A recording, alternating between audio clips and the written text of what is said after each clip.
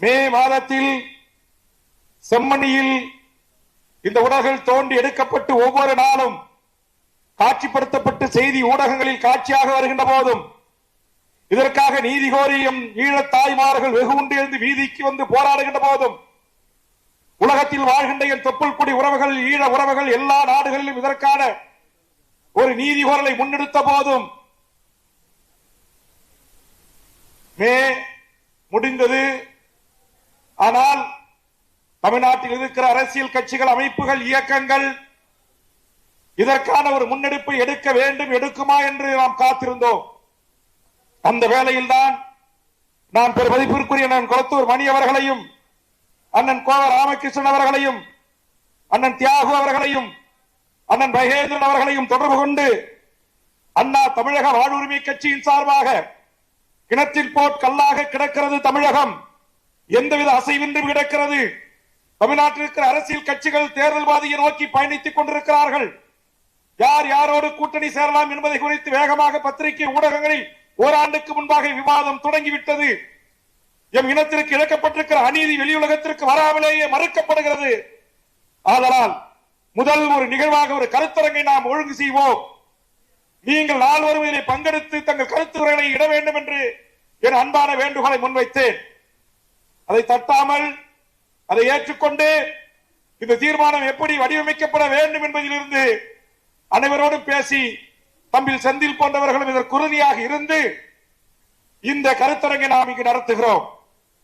நேற்றைய தினம் தமிழீழ விடுதலைக்காகவும் இந்த இனப்படுகொலைக்கு நீதி கோருவதற்காகவும் ஒரு பொது வாக்கெடுப்பின் ஊடாக தனித்தமிழீழ அரசு எவ்வாறு உருவாக்க வேண்டும் என்கின்ற தளத்தில் ஒரு அறிவு சார்ந்த தளத்தில் பயணித்துக் கொண்டிருக்கிற நார்வேவில் இருக்கிற அன்புக்குரிய அண்ணன் ஜெயா என்கிற ஜெயச்சந்திரன் தமிழ்நெட் மிகப்பெரிய பத்திரிகையின் ஒரு தமிழ் உணர்வை ஊட்டுகின்ற ஒரு ஆற்றல் மிக்க செயல்பாட்டாளர் அவர்களும், நாடு கடந்த தமிழ் அரசத்தினுடைய பிரதமர் ருத்ரகுமாரன் அவர்களும், அக்கா ஆனந்தி அவர்களும், அதுபோன்று நம்முடைய அமெரிக்கா நாட்டில் இருந்து தொடர்ச்சியான இதற்காக முன்னெடுப்புகளை செய்து வருகின்ற புஷ்பராணி வில்லியம் போன்றவர்களும், ஸ்டீவன் போன்றவர்களும், டென்மார்க்கில் இருக்கின்ற முன்னாள் விடுதலை புலிகளின் போராளி திரு குட்டி அவர்களும், இன்னும் மிக முக்கியமான தோழமைகளோடு ஆளுமைகளோடு ஒரு காணொலி காட்சியின் ஊடாக என்ன செய்ய வேண்டும் தமிழகம், ஏன் இப்படி அமைதி காக்கிறது என்கிற உலக தமிழர்களுடைய கேள்விக்கு பதில் சொல்கின்ற வகையில் மேடையில வீற்றிருக்கிற தலைவர்களோடு கலந்து பேசி, தமிழர் வாழ்வுரிமை கூட்டமைப்பில் இடம்பெற்றிருக்கிற அமைப்புகளோடு தலைவர்களோடு கலந்து பேசி, ஈழத் தமிழர் வாழ்வுரிமை கூட்டமைப்பில் இடம்பெற்றிருக்கிற தோழமைகளோடு கலந்து பேசி, விரைவில் எங்கள் தாயகத்தில் இருந்து இதற்காக நீதி கோருகின்ற வகையில் மீண்டும் தமிழ்நாட்டில் ஒரு மிகப்பெரிய போராட்டங்களை முன்னெடுப்பதற்கு நாங்கள் தயாராக இருக்கிறோம், கவலை கொள்ள வேண்டாம் என்கிற ஆறுதலை அவர்களுக்கு நான் அளித்திருக்கிறேன், உலக தமிழ் சமூகத்துக்கு அளித்திருக்கிறேன். அந்த வகையில்தான் இன்றைக்கு தமிழக வாழ்வுரிமை கட்சியின் தலைமை நிலைய செயலாளர் அருமை சகோதரர் கடலூர் கண்ணன் அவர்களும், அண்ணன் ஜம்புலிங்கம் போன்றவர்களும், கட்சியினுடைய முன்னணி பொறுப்பாளர்களும் இன்றைக்கு இந்த அரங்கத்திற்கு நாம் அழைத்தது தமிழக வாழ்வுரிமை கட்சியுடைய மாநில நிர்வாகிகள், மாவட்ட நிர்வாகிகள், தொகுதி பொறுப்பாளர்கள், நகர ஒன்றிய பேரூர் செயலாளர்கள் என்கிற அளவில் இந்த கட்சியை அந்தந்த பகுதிகளிலே, தொகுதிகளிலே, நகரங்களிலே, ஒன்றியங்களிலே வழிநடத்துகிற தலைமை பண்புக்குரிய தலைவர்களாக இருக்கின்றவர்களை மட்டும் நாங்கள் அழைத்தோம். இந்த அரங்கம் ஒரு 600 இருக்கைகள் கொண்டது, மீதம் ஒரு 400 இருக்கைகள் வெளியே ஏற்பாடு செய்து ஒரு திரை அமைத்தோம். அதிகபட்சம் ஒரு 1000 பேர் முதலில் கூடுவோம். நம்முடைய நிர்வாகிகளுக்கு நம்முடைய அண்ணன்மார்களை அழைத்து ஈழம் என்றால் என்ன, இனப்படுகொலை என்றால் என்ன, சர்வதேச நீதி விசாரணை பொறிமுறை ஏன் வேண்டும், பொதுவாக்க எடுப்பின் ஊடாக ஏன் ஒரு தனித்தமிழீழ அரசு உருவாக்க வேண்டும் என்கிற ஒரு அரசியலை முதலில் நம் கட்சியுடைய நிர்வாகிகளுக்கு ஒரு விழிப்புணர்வை உருவாக்கி அதன் ஊடாக அடுத்த கட்டமாக ஒரு மிகப்பெரிய போராட்டத்தை முன்னெடுப்பதற்கு இங்கு வருகின்றிருக்கிற ஒவ்வொரு நிர்வாகிகளும் தத்தமது பகுதியிலே இருந்து குடும்பத்தோடு தங்கள் பிள்ளை செல்வங்களோடு தமிழீழ விடுதலையும், தமிழீழ விடுதலை புலிகளையும், தமிழீழ தேசிய தலைவர் மேலகு பிரபாகரனையும் ஆதரிக்கின்ற லட்சோபலட்ச தமிழர்களையும் துண்டறிக்கைகள் ஊடாக, சுவரொட்டிகளின் ஊடாக, வாட்ஸ்அப் குழுக்கள் என்கிற குழுக்களின் ஊடாக, முகநூல் பக்கங்களின் ஊடாக செய்திகளை கடத்தி மக்களை பெருந்திரளாக தமிழ் மக்களை அணிதிரட்டி நம் இனத்திற்கு இழக்கப்பட்டிருக்கிற மாபெரும் அந்த இன அழிப்பிற்கு முதலில் நீதி கோருவோம். சர்வதேச நீதிமன்றத்தில் இதற்கான ஒரு தண்டனையை இந்த இனப்படுகொலையாளர்களுக்கு பெற்றுத் தருவோம். 1956 இருந்து இன்று வரையில் நடைபெறுகின்ற அத்தனை படுகொலைகளும் இனப்படுகொலையே என்பதை உலக சமூகம் ஏற்க செய்கின்ற அரசியலை இந்த மண்ணில் நாம் செய்வோம். தீர்மானத்தில் மேலோட்டமாக நாங்கள் வலியுறுத்தியிருப்பது போல் எங்களை ஆளுகின்ற இந்திய ஒன்றிய அரசும் தமிழ்நாடு அரசும் நாங்கள் இரு அரசுகளிடம் வேண்டுவது, இந்த கருத்தரங்கத்தின் மைய கருத்தாக நாங்கள் வேண்டுகோள் வைப்பது, எங்களை ஆளுகிற தமிழ்நாட்டுடைய முதலமைச்சர் அண்ணன் தளபதி அவர்களே, இங்கே அண்ணன் கோவை ராமகிருஷ்ணன் அவர்கள் மணி அவர்கள் அண்ணன் குறிப்பிட்டது போல் இந்த அரசாங்கங்கள் ஈழத் தமிழர்களுக்கான பல உதவிகளை நான் சட்டமன்றத்தில் கேள்வி நேரத்தின் போது வைத்த போது நீங்கள் செய்திருக்கிறீர்கள், நாங்கள் மறுக்கவில்லை.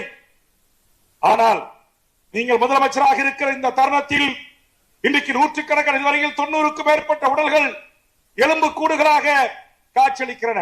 கட்டி அணைத்த குழந்தை, பால் குடித்த குழந்தை, பள்ளிக்கு செல்கின்ற கைப்பை, அவர்கள் அணிந்து சென்ற செருப்புகள் எல்லாம் எச்சங்களாக சாட்சிகளாக இன்றைக்கு காட்சியளிக்கின்றன. ஏதும் செய்யாத, குற்றம் செய்யாத, ஏதையும் அறிந்திராத அப்பாவி பச்சில குழந்தைகள், கற்பனை தாய்கள் என்று நீங்கள் நூற்றுக்கணக்கில் பிடித்து கொலை செய்து கொன்று புதைத்த கொடூரத்தை இந்த ராணுவ வீரர்களை வாக்குமூலமாக தந்து இன்றைக்கு ஒரு தமிழன், ஒரு நீதிபதியாக இருந்த இளஞ்செழியன் இந்த வழக்கை எடுத்து விசாரித்து இந்த குற்றவாளி கூண்டிலே நிறுத்தி அவர்களுக்குரிய தண்டனையை தந்திருக்கிறார்கள். அதற்கு பிறகு அவருக்கு அந்த அதிகாரம் பறிக்கப்பட்டது. இந்த வழக்கை அவர் தொடரக்கூடாது என்று சிங்கள நீதி அரசர்கள் அவருக்கு உத்தரவிட்டார்கள். அவர்கள் மாற்றம் செய்யப்பட்டார்கள். ஆனால் ஒரே ஒரு துளி கிடைத்ததன் அடிப்படையில் இத்தனை எலும்புக்கூடுகள் காட்சிப்படுத்தப்படுகிறது என்று சொன்னால், சிங்கள அரசு 2009 மே 18 வரை எத்தனை ஆயிரம் மக்களை கொண்டார்கள்.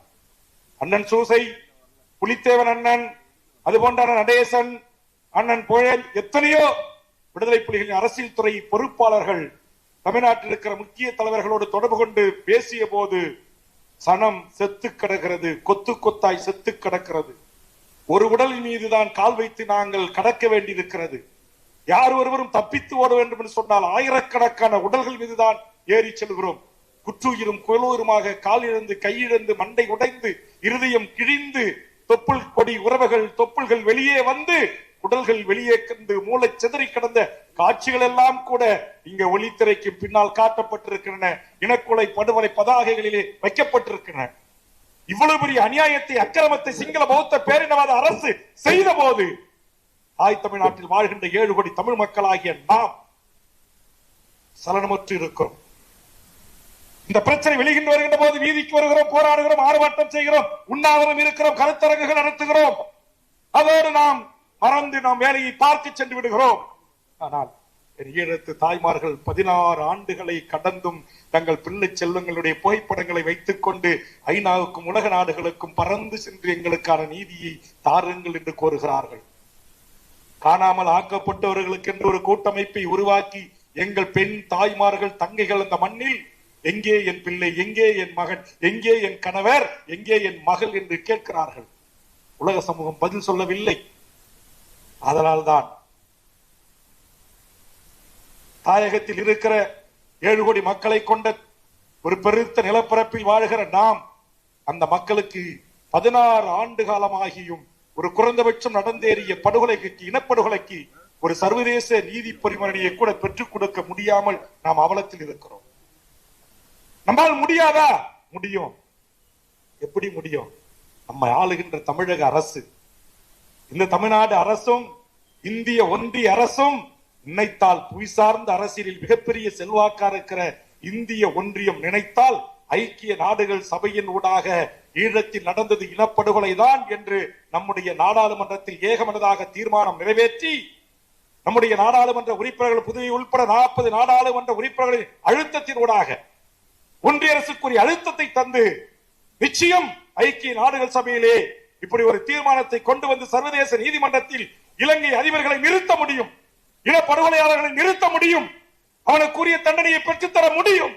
ஆனால் தமிழ் சமூகம் அதற்கான முன்னெடுப்பை இங்கே அண்ணன் கொளத்தூர் மணி அவர்கள் சொன்னது போல் தமிழ் ஈழ விடுதலையை ஆதரிக்கின்ற அரசியல் கட்சிகளில் அவர் சொன்னார், இதையெல்லாம் ஆதரித்து போராடுகிற இயக்கங்களாக நாங்கள் இருக்கிறோம்.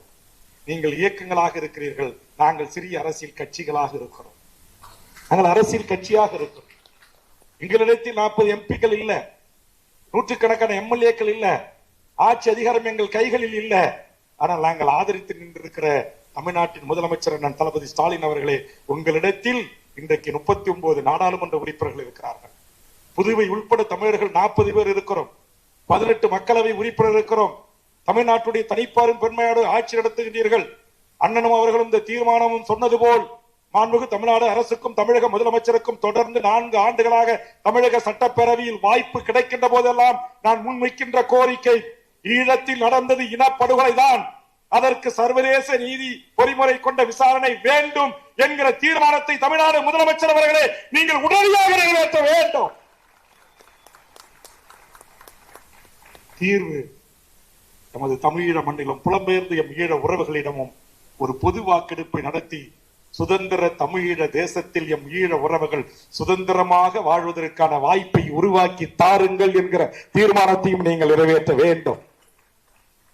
இது ஏதோ இந்த கருத்தரங்கத்தின் ஊடாக மட்டும் நான் சொல்லவில்லை, தொடர்ந்து 4 ஆண்டுகளாக சொல்லி வருகிறேன். செஞ்சியில் நடைபெற்ற மே 18 முள்ளிவாய்க்கால் நினைவேந்தல் கூட்டத்திலே சொன்னேன், மாண்புமிகு அண்ணன் தளபதி அவர்களே, இதை நீங்கள் உங்கள் ஆட்சி காலத்தில் செய்ய வேண்டும் என்று சொன்னேன். சொல்லிவிட்டு சொன்னேன், இதை நீங்கள் செய்து இந்திய அரசை வலியுறுத்தி ஒரு நிர்பந்தத்தை உருவாக்குங்க. அது திமுகவோ அதிமுகவோ இதற்கு ஒரு நடவடிக்கை எடுக்கவில்லை என்று சொன்னால் ஒன்றிய பாரதிய ஜனதா அரசோடும் அல்லது காங்கிரஸ் அரசோடும் தமிழ்நாட்டில் இருக்கிற அரசியல் கட்சிகள், தமிழ்நாட்டின் ஆட்சி அதிகாரத்தை கைப்பற்ற வருகின்ற அரசியல் கட்சிகள் ஒட்டும் இல்லை, உறவும் இல்லை, உங்களை உள்ளே அனுமதிக்க மாட்டோம் என்கிற ஒற்றை அறிவிப்பை பெரிய கட்சிகள் நீங்கள் செய்யுங்கள். நான் அண்ணன் மணி அவர்களையும் அண்ணன் கோவை ராமகிருஷ்ணன் அவர்களையும் தியாகு அவர்களையும் தோழர் மகேந்திரன் போன்றவர்களையும் நான் கைகூப்பி வேண்டுவது ஒன்றுதான். நாம் சிறு இயக்கங்களாக இருக்கலாம், அரசியல் கட்சிகளாக இருக்கலாம், தமிழ்நாட்டில் ஒரு கருத்துருவாக்கத்தை உருவாக்குவோம். அது திமுக அதிமுக எவராக இருந்தாலும் எந்த கட்சியாக இருந்தாலும் இனி இந்திய அரசு என் ஈழ மக்களுக்கான நீதியை பெற்றுக் கொடுக்கின்ற பரிசில் இருக்க வேண்டுமே தவிர அதற்கு எதிராக இருக்கக்கூடாது.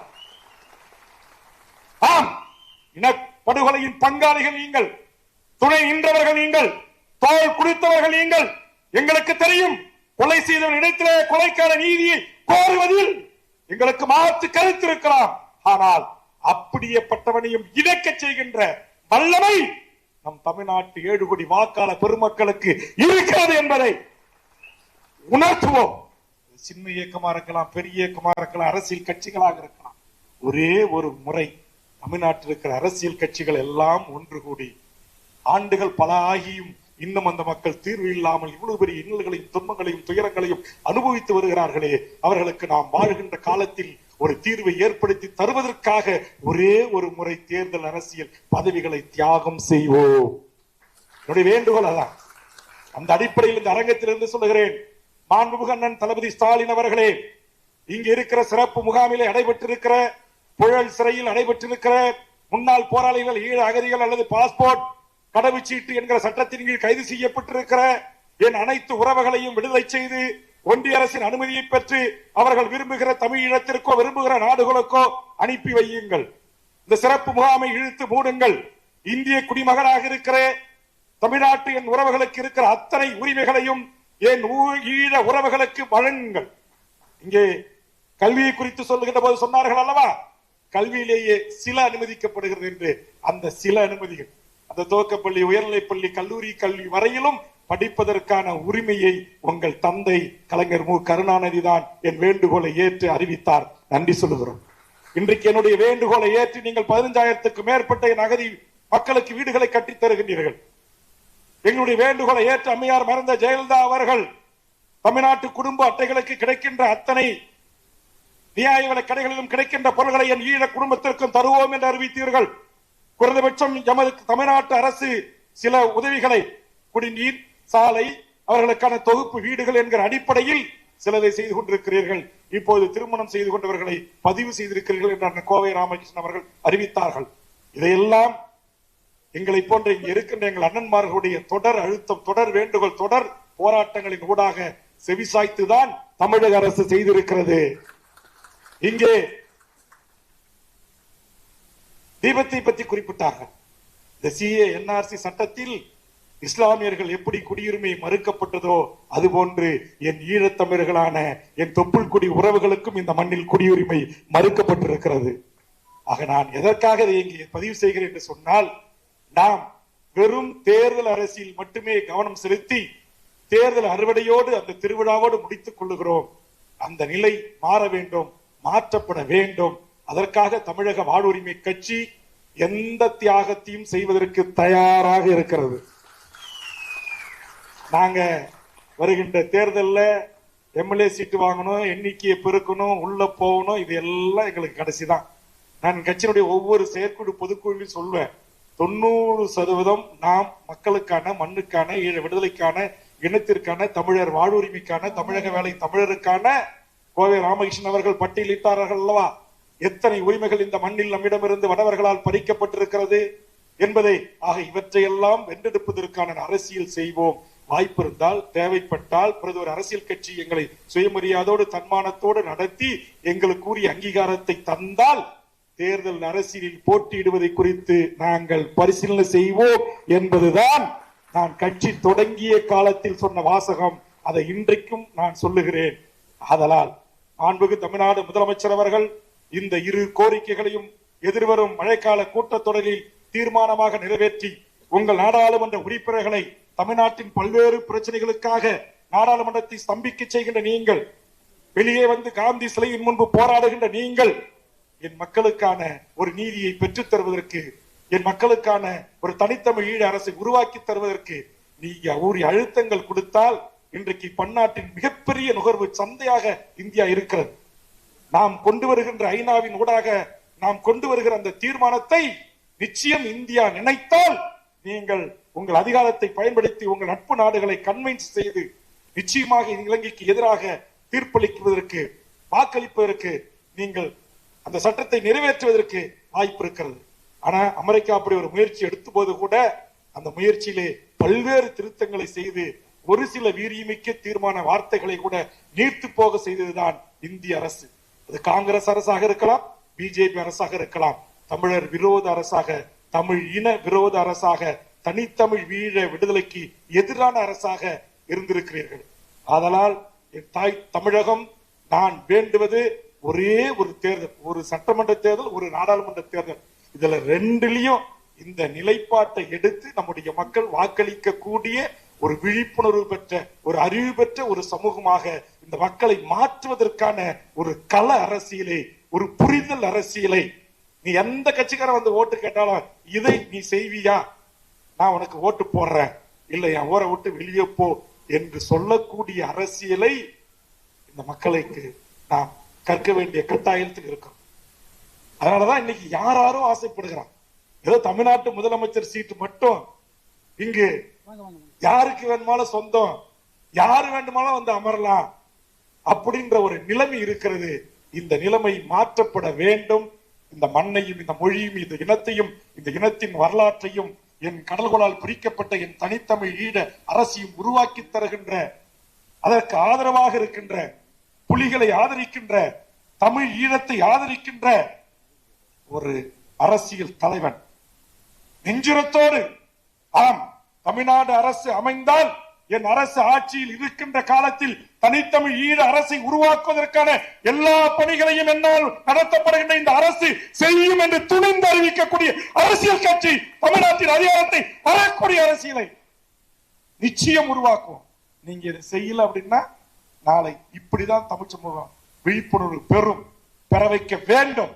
ஆனால் அந்த உணர்வோடுதான் வளர்ந்து வருகின்ற தமிழக வாழ்வுரிமை கட்சி தமிழ்நாட்டு அரசிடம், தமிழக முதலமைச்சரிடம் இந்த கோரிக்கை இந்த நேரத்திலே நாங்கள் முன்வைக்கிறோம்.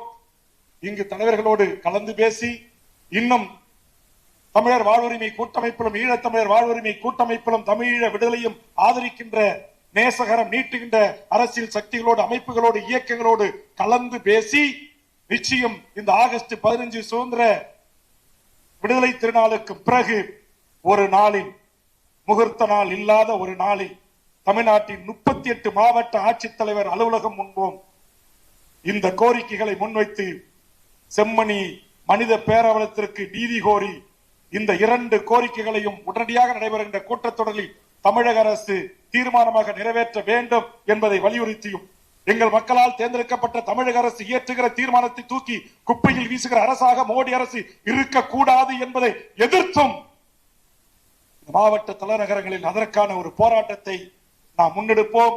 அதற்கான தேதியை இந்த கலந்து கொள்ளாத ஆதரவு தர்மேஷ், பிரபாகரன், சதீஷ்குமார், தம்பி குமரவேல் உள்ளிட்ட அத்தனை இந்த நிகழ்வுக்காக நான் சொன்னதை ஏற்று கடமையாக உணர்ந்து வண்டி வாகனங்களை ஏற்பாடு செய்து மாநில நிர்வாகிகள், மாவட்ட நிர்வாகிகள், தொகுதி பொறுப்பாளர்கள் யார் தனக்கு கொடுக்கப்பட்ட அந்த பணியை அந்த பொறுப்பாளர்களோடு கலந்து கொண்டீர்கள் என்கிற விவரம் என் கைக்கு வந்திருக்கிறது.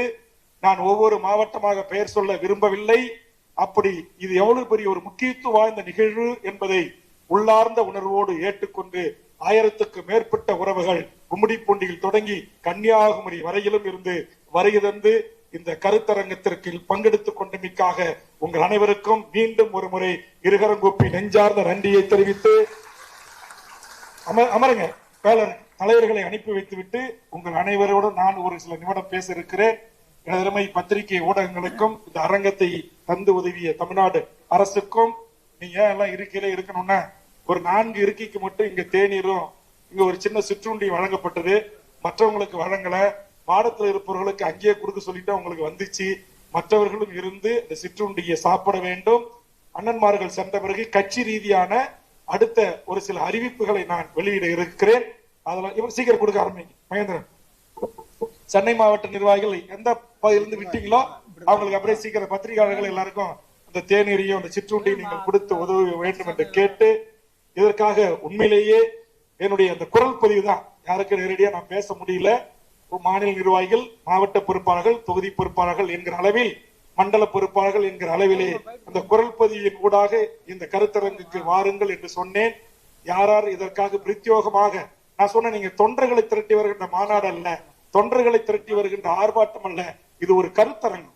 முதல்ல நம்ம கட்சியில் இருக்கிற நகர செயலாளர், பேரூராட்சி செயலாளர், ஒன்றிய செயலாளர், தொகுதி பொறுப்பாளர்கள், மாவட்ட பொறுப்பாளர்கள், மாநில பொறுப்பாளர்கள், இது போன்ற ஆகச்சிறந்த ஆளுமைகளுடைய ஈழம் சார்ந்த விடயங்களை நீங்கள் தெரிந்து கொள்ள வேண்டும்.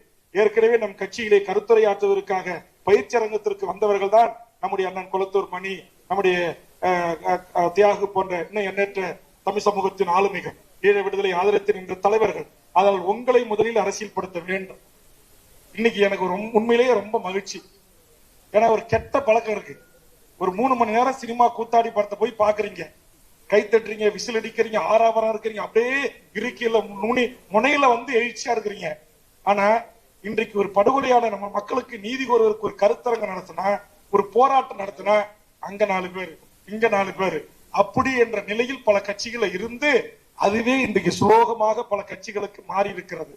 ஆனா நம்முடைய கட்சியில் அது இல்ல. அண்ணன் மகேந்திரன் என்னை கை கொடுத்து என்னை பாராட்டினார்கள். ஒரு திட்டமிட்ட, ஒரு ஒழுங்கு செய்யப்பட்ட,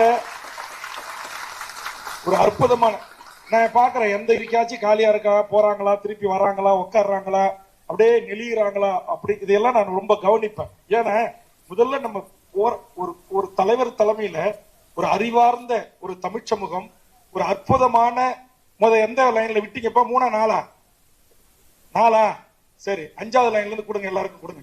இன்னும் நிறைய பேர் வேகப்படுத்து, ராம்குமார் எடுத்துட்டு வாங்க, பின்னாடி பக்கம் இருந்து கொஞ்சம் பேர் கொடுங்க, கொஞ்சம் விரைவா கொடுங்க. ஏன்னா கொடுக்க 2000 பேருக்கு அந்த போண்டா டீ எல்லாம் ஏற்பாடு பண்ணிருக்கு. அதனால நீங்க எல்லாருமே தாராளமா சாப்பிட்டு தான் போகணும்.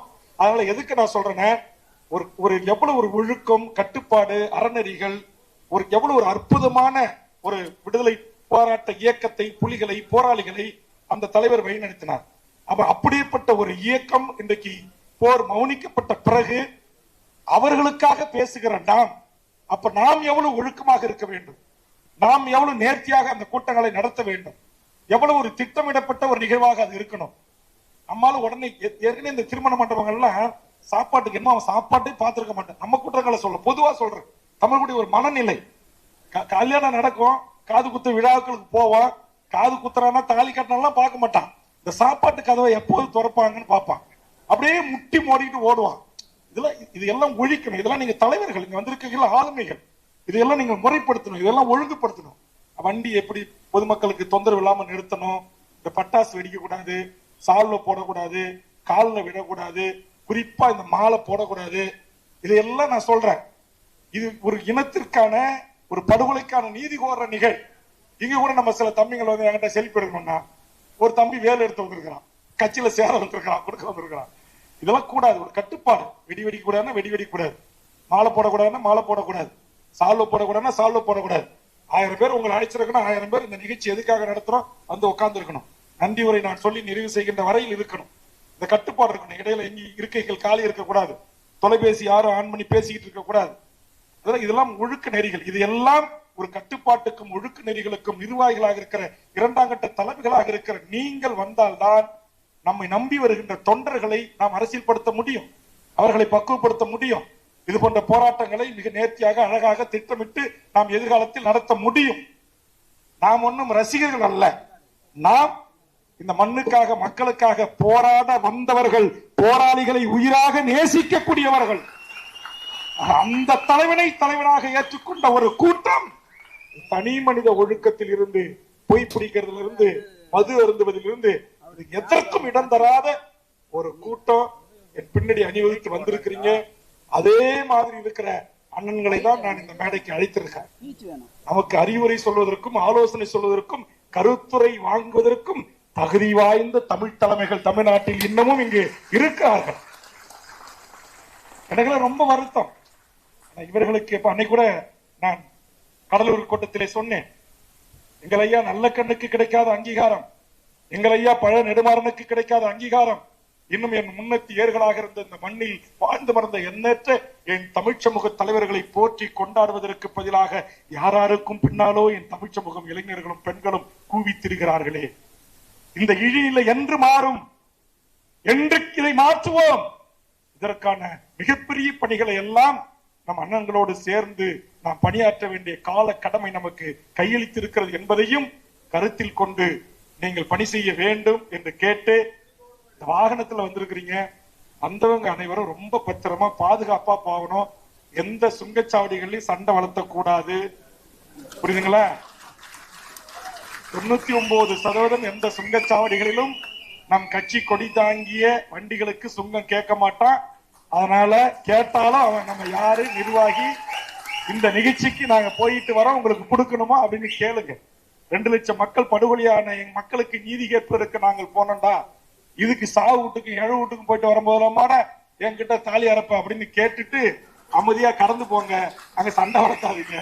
இதெல்லாம் உங்களுக்கு நான் சொல்ல வேண்டிய தேவைகள் இருக்கிறது என்பதை இந்த நேரத்திலே சொல்லி, இவ்வளவு நேரம் இந்த கருத்தரங்கில் அமைதி காத்து, ஒருவர் கூட வெளியில பார்த்தா இருக்கை முழுவதும் நிறைந்து, நான் இறங்கி போய் பார்த்துட்டு வந்தேன், எல்லா இடங்களிலும் தலைகளாக இருந்தீர்கள். முதல் முறையாக நம்முடைய ஒரு கருத்தரங்கு, நம்ம மாநாடு போராட்டம் முற்றுகை இப்படிதான் நம்ம கடந்து வந்த பாதை, முதல் முறையாக ஒரு கருத்தரங்கத்திற்கு அண்ணன்மார்களை அழைத்து இந்த ஒரு கருத்தாக்கத்தை நாம் எடுத்திருக்கிறோம். ஈழமண்ணில் செம்மணி மனித புழொழி, என்னை என் மண்ணில் புதைத்தாய், என் மண்ணை எங்கே புதைப்பாய் என்ற முழக்கத்தோடு அந்த உறவுகளுக்கான நீதி கோரலையும் ஒரு தனித்தமிழீழ அரசை உருவாக்கி தருவதற்கும் இனப்படுகொலைக்கான சர்வதேச நீதி விசாரணையும் இந்திய அரசை எப்படியாவது பணிய வைத்து நமக்கு இருக்கிற வாக்குச்சீட்டின் பலத்தை கொண்டு ஒரு நிர்பந்தத்தை உருவாக்கி ஒன்றிய அரசே ஒரு பொது வாக்கெடுப்புக்கும் இனப்படுகொலைக்குமான தீர்மானத்தை நாடாளுமன்றத்திலும் சட்டமன்றத்திலும் ஏகமனதாக நிறைவேற்றி ஐக்கிய நாடுகள் சபையினூடாக அதை நிறைவேற்றி அதை நடைமுறைப்படுத்துவதற்கு ஒவ்வொரு தமிழக வாழ்வுரிமை கட்சி தொண்டனும் உலகத்தில் வாழ்கின்ற அத்தனை தமிழ் மக்களுக்கும் பிடித்த அன்புக்குரிய அந்த மகத்தான தலைவன் வேலுப்பிள்ளை பிரபாகரன் என்கிற அந்த தலைவனை நேசிக்கிற ஒவ்வொரு உறவுகளும் நாம் இந்த இன அழிப்பை, இந்த படுகொலைகளை, இனக்கொலைகளை கருத்தில் கொண்டு தேதி அறிவிக்கின்ற நாளில் ஒருங்கிணைந்த மாவட்ட தலைநகரங்களில் ஒவ்வொரு மண்டல பொறுப்பாளர்களும், தொகுதி பொறுப்பாளர்களும், மாவட்ட பொறுப்பாளர்களும், மாநில நிர்வாகிகளும் பொறுப்படுத்தி இங்கு வருகின்ற அண்ணன்மார்களையும் இன்னும் சில தலைவர்களையும் இந்த மாவட்டத்திற்கு சிறப்பு போராட்டத்தின் தலைமை உரை ஆற்றுவதற்கு அல்லது கண்டன உரை ஆற்றுவதற்கு தேர்வு செய்து அனுப்பி வைக்கிறோம். மிக நேர்த்தியாக திட்டமிட்டு தமிழ்நாட்டின் 38 அரசு வருவாய் மாவட்ட தலைநகரங்களிலும் மாவட்ட ஆட்சித்தலைவர் அலுவலகம் முன்பாகவோ அல்லது ஒன்றிய அரசு அலுவலகம் முன்பாகவோ திட்டமிட்டு அதற்கான அனுமதியை பெற்று அழகா நம்முடைய முப்பாட்ட சோழன் கொடி தாங்கிய நம்முடைய இந்த கொடியோடு இந்த இன அழிப்பிற்கான பதாகையோடு நாம் நீதி கேட்டு ஒன்று கூடுகின்ற போராட்டத்தில் மீண்டும் உங்களை அனைவரும் நாங்கள் சந்திப்போம் என்பதை தெரிவித்து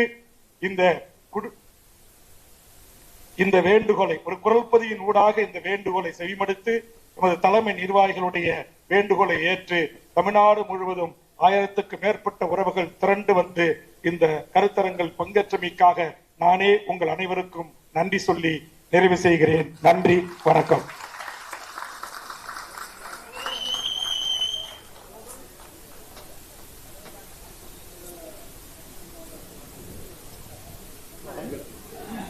பேட்டி கூட போறதா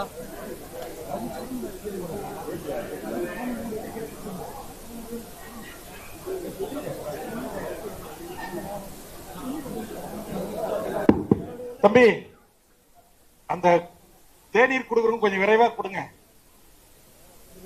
காமராஜ்